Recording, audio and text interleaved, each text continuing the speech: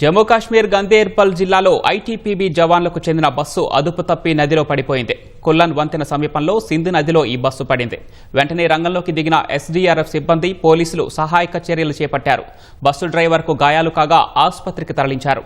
గందేర్బల్ జిల్లాలో భారీ వర్షాలు పడుతున్నాయి. ఐటీపీబీ జవాన్లను తరలించడానికి బయలుదేరిన బస్సు ప్రమాదానికి గురైనట్లు గందేర్బల్ పోలీసులు తెలిపారు. బస్సు ఖాళీగానే ఉందని చెప్పారు. మలుపు తిప్పే క్రమంలో సింధు నదిలోకి బస్సు జారిపోయిందని వివరించారు. డ్రైవర్ పరిస్థితి నిలకడగా ఉన్నట్లు పేర్కొన్నారు.